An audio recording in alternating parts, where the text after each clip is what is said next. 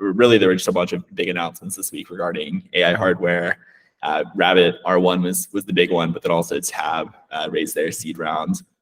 And so saw that you had some interesting comments on just kind of that thought process and some of the, I guess, rationale behind going the hardware route, considering that a lot of people were questioning why these companies would try to launch hardware, Rabbit specifically, when a lot of this seems like it could be done from an app that people already have on their phone that they already carry around with them. Yeah. So I'll stop talking and let you get into it, and we'd love to hear your thoughts.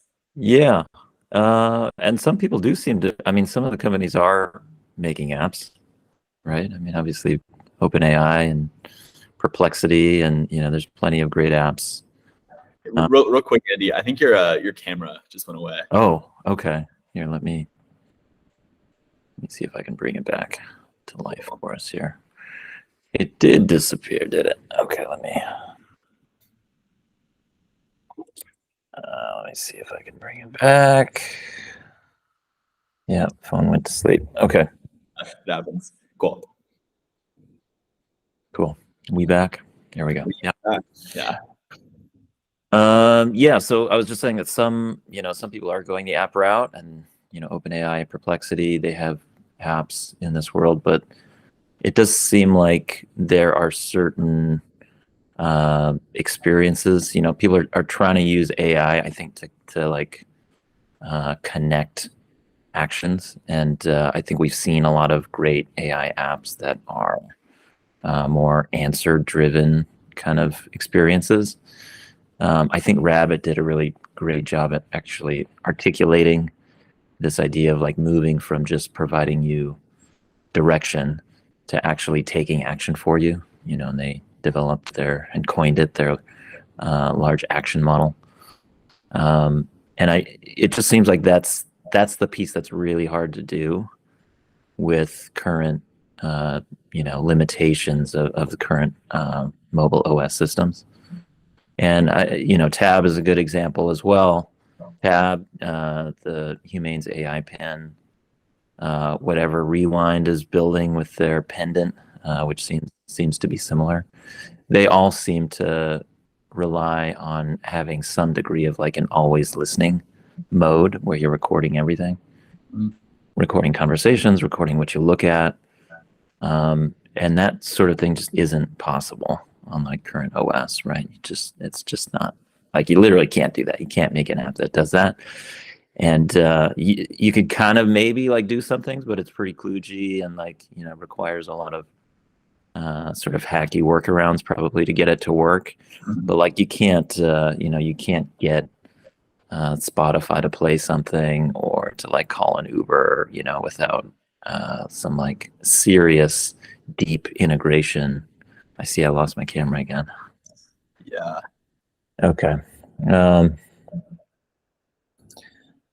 For some reason, it seems like it's going to sleep on me, even though it's plugged in here. So let me see if I can get it back. There we go. Okay.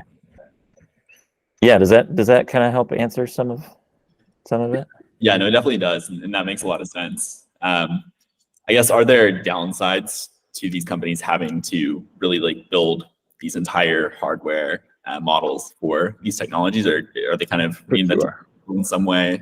Or yeah, and in many ways, I think like it's funny, when I posted that, there were a lot of people who were saying like, hey, that's just, they're going the hardware route because that's how you can raise money, and that's how you like steal more of the market and that sort of thing. And I see it very differently, having a little bit of experience in hardware. I'm not really like from a hardware background, but I was a co-founder at a company where we raised money for consumer hardware. I worked at Microsoft and worked on some new like consumer hardware products there. And like in my experience, it's really hard to do hardware. It's really hard to do it well. It's really capital intensive, very expensive, and takes a long time. It's very different from software. So when I see, and really the point of me saying, putting that tweet out there was more like, wow, these people must be quite desperate. There's got to be something really interesting here, and they're feeling really blocked by the current state of things to have to go out and build their own hardware. because the hardware just unlocks, new things. The old Alan Kay saying that people who are serious about software should build their own hardware applies here, right? Like they want to make these great software experiences, and you just can't do that with a lot of the restrictions today.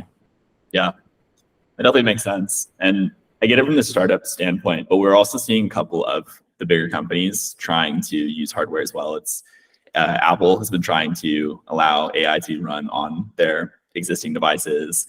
ChatGPT is a very poorly kept secret that they are also trying to possibly launch their own hardware device. And do you think it's kind of the same mindset going into that? It is these limitations. Yeah, I mean, hardware is super competitive, of course, and like I think it remains to be seen. It's been tried with wearables, things like Pebble and Fitbit and things like that, and we've seen how a market can kind of be created by some of these smaller startups and quickly be dominated by the bigger tech players who can do it really well at scale. And so it's a very risky proposition to jump into hardware as a startup, but sometimes it's the only way to get things going and start moving things forward. Yeah, cool. That definitely makes sense. I guess last question. I don't want to take any more of your time, but like, what in your opinion does the future of hardware look like as it pertains to AI? Do you think it's going to be like a one player takes all, or will any of them really succeed? I mean, it's hard to say. There's not really a reason why, someone like Apple or Google, they both have all the hardware pieces, in my opinion, sort of in their ecosystem already. Outside of the iPhone, they also have, the AirPods that are in your ears that have a mic. They have like the Apple Watch, they have wearables. Google has their own kind of version of these things. So it's, to some extent, it's a bit, the challenge is just like connecting all those pieces and answering. There are some new questions to answer, like always recording is still not really like universally embraced by the public. Like there's some challenges with that, to say the least. And, so it's maybe we don't have the perfect form factor for it yet. And I think that's why we're seeing so many people just experiment with different things like pendants that you wear around your neck, or, a pin that you clip on the front of you. It's clear that it needs to be out, right? It can't just be the phone in your pocket, because then it can't always hear you, it can't always see what you're saying. Or Meta's glasses, it has to be something that's out there. And I think we're just going to see a ton of people continuing to explore like what's the right form factor that people feel comfortable with, and sort of meshes with people's individual fashion sense. And we all learned from Google Glass that you can only go so far, right? So I'm excited to see where they take it, but I think that piece is kind of